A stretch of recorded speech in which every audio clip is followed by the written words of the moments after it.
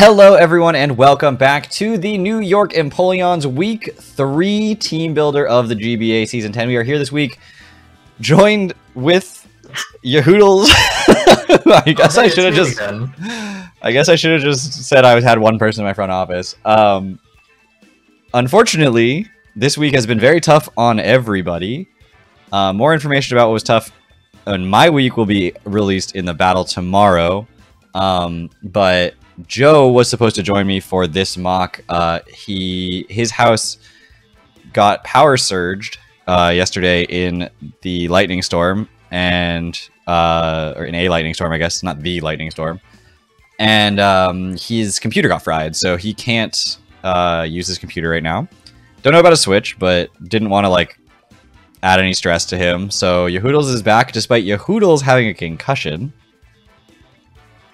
So yes, that's me. Everyone's having a rough go of it right now, but we're here. We're making it work. We're going to bring this team, and we're just going to have a good time. My opponent this week is the Bullet Punch Club, coached by Uzi, with the assistant coach being Maddie Brolick. Brolick. Anyway. Part of Mount Rushmore, the GOAT. He's very nice. But yeah, I mean, great people. Obviously, go check them out. Their team is Meowscarada, Lycanroc Dusk, Pyroar, Galarian Zapdos, Uxie, Goldango, Dragonite, Hisuian Braviary, Azumarill, Avalugg, and Clodsire. Dragonite is their only Terra user, able to use either normal or flying type Terra. That's what we got to rock with this week. What you see on the screen is the 6 that I will be bringing, and we're going to get into the mock. We're not going to waste too much time. You all know how this works by now. Throughout the mock, you will learn about the sets that I'm using, and if the mon doesn't do anything in this particular mock, then I will give you its set anyway. And hopefully we will get some variation from beyond just Yahoodles in the upcoming weeks, but you know, I do appreciate Yahoodles stepping up despite being concussed. I don't usually spoil things before the mock even starts during team preview, but this Mew actually will not be featured in this mock battle. It doesn't make an appearance on the field, and its set is complicated enough, and I'm not actually saying anything useful enough during this team preview that I'd rather give you the information now. This Mew is holding a Colbur Berry. It is rocking out with Calm Mind, Shadow Ball, Psychic, and Aura Sphere, which covers a huge swath of their team super effectively. That said, I'm not necessarily using this to set up Calm Minds. Maybe one Calm Mind is useful, but more than that is actually kind of excessive. It's fast enough to always outspeed Goldango. That is the big one, so this does hit 150 speed. Goldango at max speed hits 149. And the big thing about that number is that it also matches, you'll find out later, my Ceruledge speed, and I can scout whether or not the Goldango outspeeds Mew, and then know whether or not it outspeeds Ceruledge. There's a couple possible leads here, depending on what my opponent brings. Based on this matchup, I sort of expect either Uxie, Meowscarada, or Goldango to lead. Lycanroc could be a lead, but it seems like a mon they want to preserve more carefully. So depending on what my opponent brings, will dictate that. I don't have like a dedicated lead, I guess what I'm saying right now.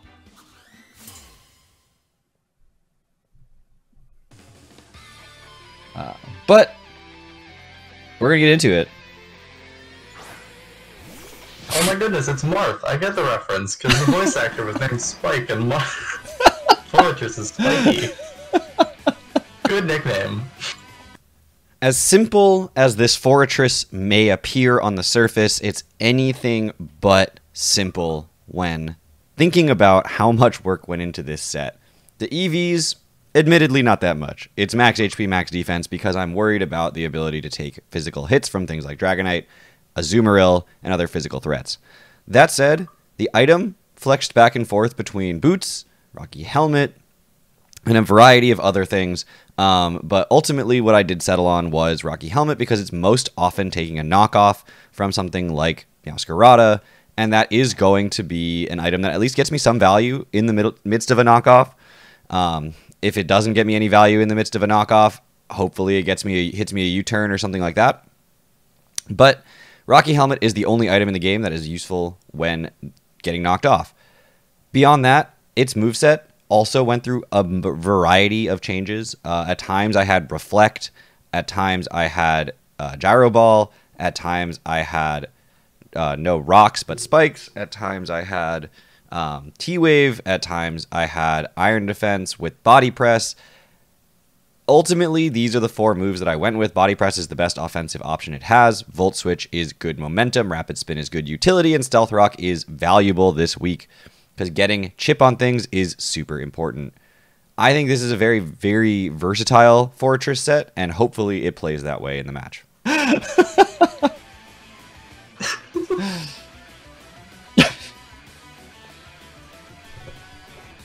you're not wrong. All that's true. It is, yes. Well, maybe not the good nickname part, but the rest of it.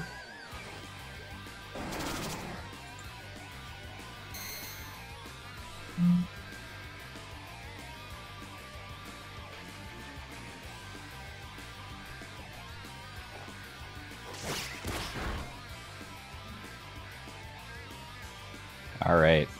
I have said this in many different videos. I'll say it here.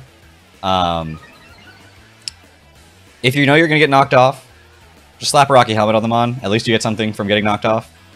So definitely always worth, if you're pretty sure that the Mon is going to be used as knockoff fodder, that is the best item you can put on it.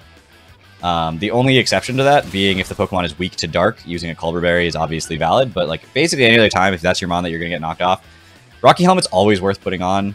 It's just a better item than anything else, because at least you get 17% when your item gets taken off. Did you predict this and hit me with the sand tomb? Nope. I thought about predicting it, but it like absolutely was not worth it. Oh yeah, no.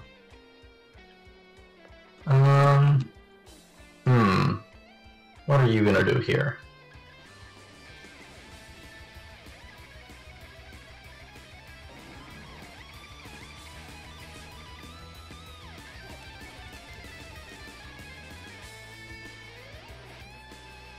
I'm expecting a Sawdust Overflow to come in here.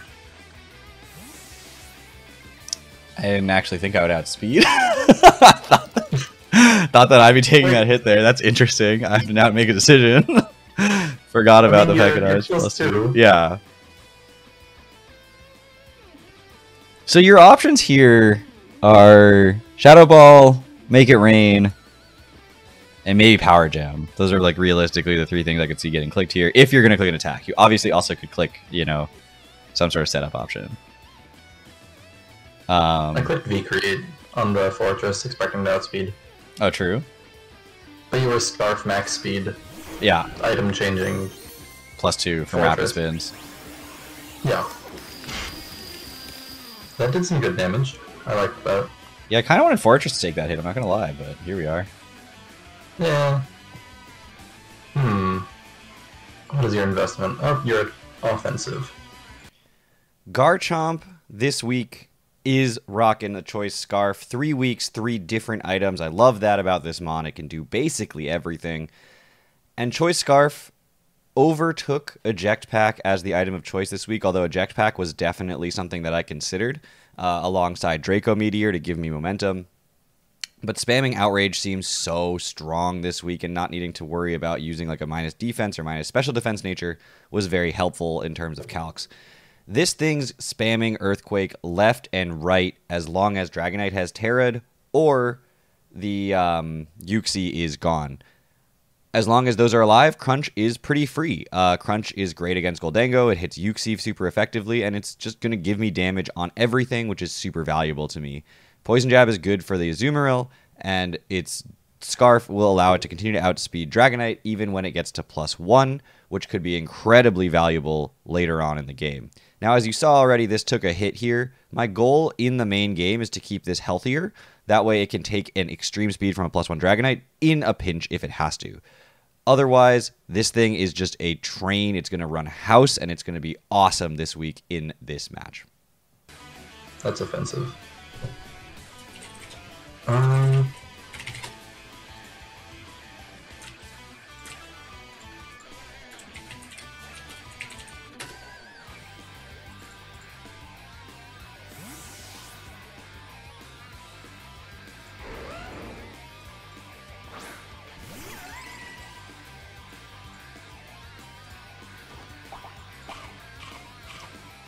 Whoa.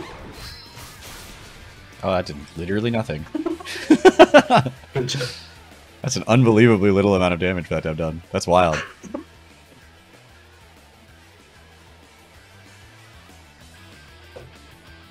I'll do it again. I'm crazy. I'm crazy. Alright. Probably should have clicked foul play there, but I did not.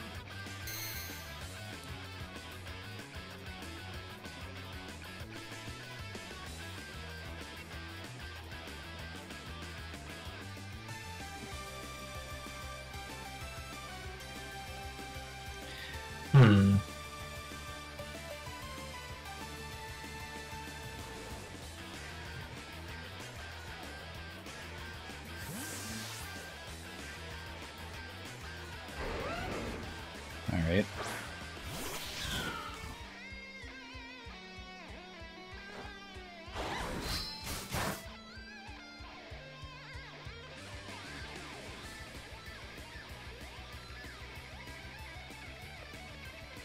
You've only clicked crunch, so I have no idea if you're scarfed or not. It appears... Perhaps, I don't actually know. I feel like that's not information right there, because you would outspeed me if I'm not scarfed, and I would crunch if I am scarfed, so... Yeah.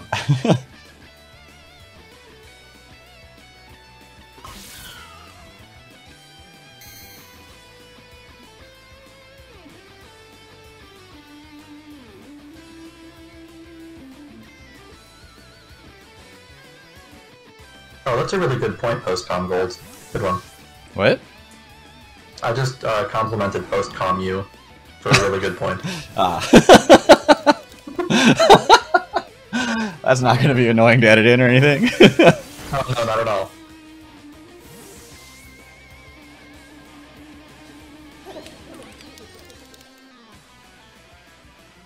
I should have predicted that volt switch, but alas. I like hazards, so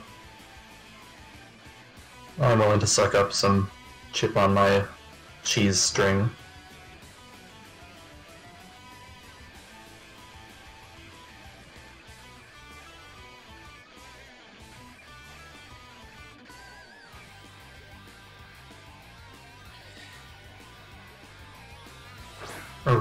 For a Mon that I told Addison I had no interest in using, Cerulege has quickly risen to one of my top favorite Mons on this team. And I've had a couple of different sets this week that have come up in my mind that I think would be super fun this week or in future weeks. The Cerulege that I am running is going to be rocking out with Bitter Blade, Shadow Sneak, Close Combat, and Taunt, although I did at one point have a Shadow Claw and Flame Charge set with Assault Vest instead of the heavy duty boots that I ended up running. Terra Ghost is perfect for keeping me away from E-speed damage, but I really do wish I could run Terra Fairy. Obviously, Terra Ghost doesn't actually boost Shadow Sneak, and so I don't get any sort of buff out of that. It was originally great for Shadow Claw.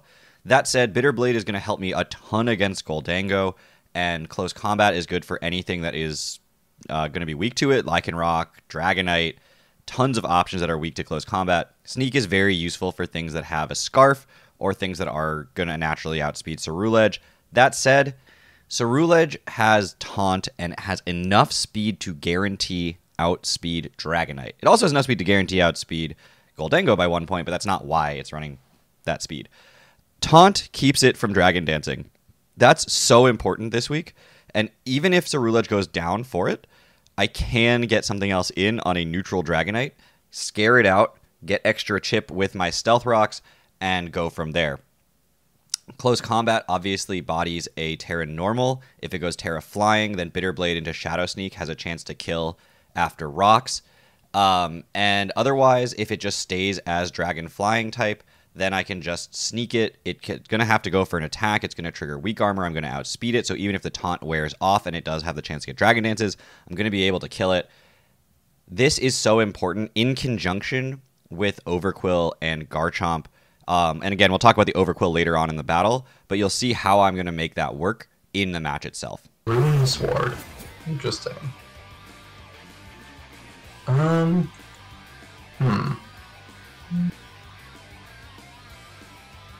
the little Interesting. Got the little booties on.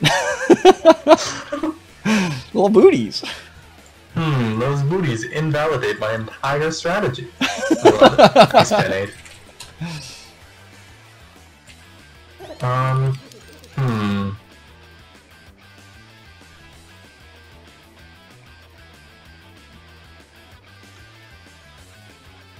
This would almost undoubtedly kill me. I almost just ran on accident. That's a pretty cool strategy. I never see it coming. Yep.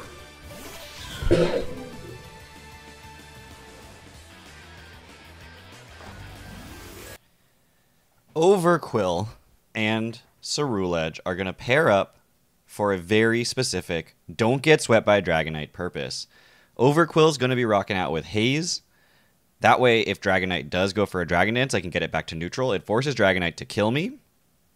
Then Cerulege always gets in on an unboosted Dragonite. If Dragonite now tries to set up on Cerulege, I'm going to get off the taunt. Otherwise, Overquill is actually very valuable and has enough attack to guarantee kill a Lycanroc Dusk with a Crunch into Aqua Jet combo. That's very important. It also has enough bulk to live pretty much any single hit from anything, especially after an Intimidate, obviously. On the special side, I can potentially live a Make It Rain from a Life Orb Goldango. Definitely live one from any other non-boosting item Goldango.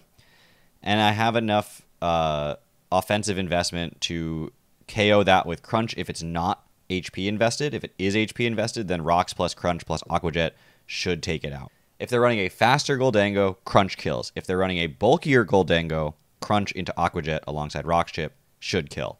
Heavy Duty Boots is going to keep me healthy in the face of lots of hazards, since even though I do have a Fortress, I'm still scared of hazards. And this thing is going to be able to keep the Dragonite in line, can switch in on the Dragonite, Intimidate. Even if a Dragon Dance comes up, I live in Earthquake. I can Haze to make sure it doesn't have plus speed. And again, that guarantees that I can go into Cerulege or Garchomp and try to take out the Dragonite from there. If I do get the chance to fire off an attack on a Dragonite, then I can go for something like a Barb Barrage, trying to get a Poison, or a Crunch, trying to break Multiscale. Yeah.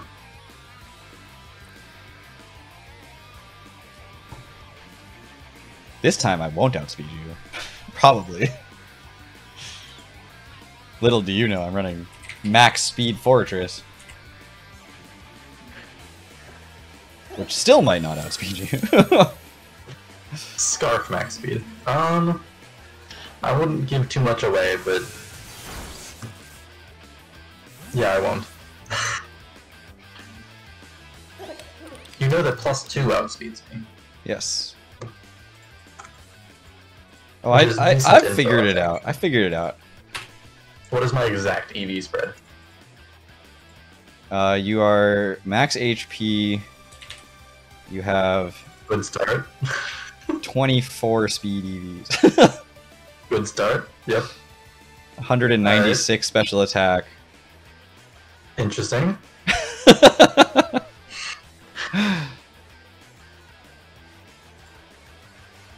Now, I wouldn't tell you if those were exactly right, but they're not. I wouldn't tell you if they were. Just know that they aren't. Yes.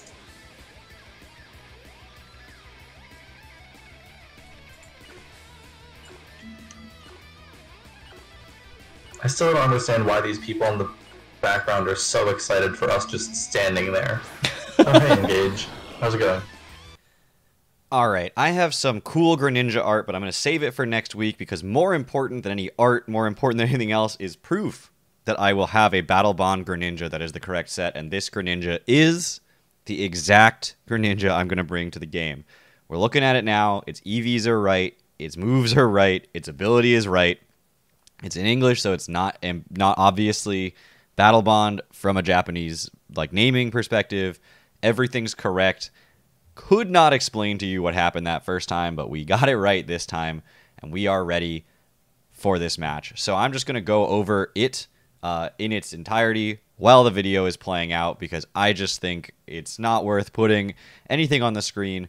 Y'all are just going to have to understand on this one. I wanted more proof that it was correct rather than, distracting from the scene here. You can see its moves on the screen: Dark Pulse, Water Shuriken, Gunk Shot, and Ice Beam. It's going to be holding a Life Orb, and the EV spread right now is 92 attack, 252 special attack, and 164 speed with a naive nature, so it's plus speed minus SPDEF. This thing hits the entire team. It is a bona fide sweeper to the utmost, as Battlebond Greninja is wont to be. And it's going to be able to just slam into things with Dark Pulse. Dark Pulse plus Ice Beam coverage is fantastic against this roster. Water Shuriken makes sure that I don't just lose this thing to priority from something like Lycanroc.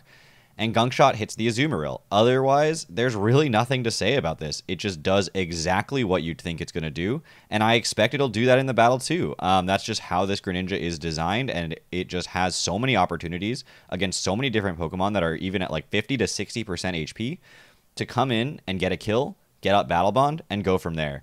That's going to be the big way I win this match, is through Greninja after making sure that Dragonite didn't beat me. And that's just going to be how it goes. Hopefully you're all excited for that. I'm just going to let the rest of this battle play out the way that it's been originally recorded. And I will see all of you tomorrow with week 3 of the GBA. Terra Balloons! Balloons on my head. Yes. Terra Balloons. We're not playing Mario Kart. Yeah, I know, right? Or whatever it's called. Okay, good game. Terra Normal lives the Ice Beam, but and also might kill with Extreme Speed even at neutral. Yeah. But I still had to click it. Dark Pulse was the roll to kill all the various sets, and I just didn't figure that was worth it. Yeah, this didn't go well. Well, it went well for you. That's always good. Showcases things, which is important. Yeah. That was one hit? Holy cow. Wow. Huh. Ouch. Life Orb's a hell of a drug. Does Water Shuriken still get the 4 to 5 hits guaranteed with the Battle Bond form now? Did you know? Here's your free fun fact for the day. That Toxic not missing on Dark types is considered a bug. Or not, sorry. Toxic not missing with when a Poison type uses it is considered a bug. And it was actually removed from Gen 9.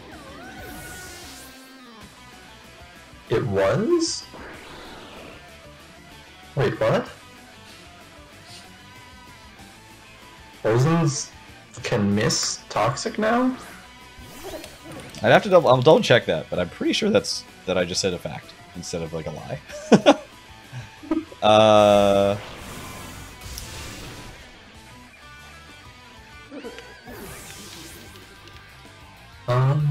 It does appear that if Battle Bond is active, it has a 20% base power instead of 15% and will always hit exactly 3 times.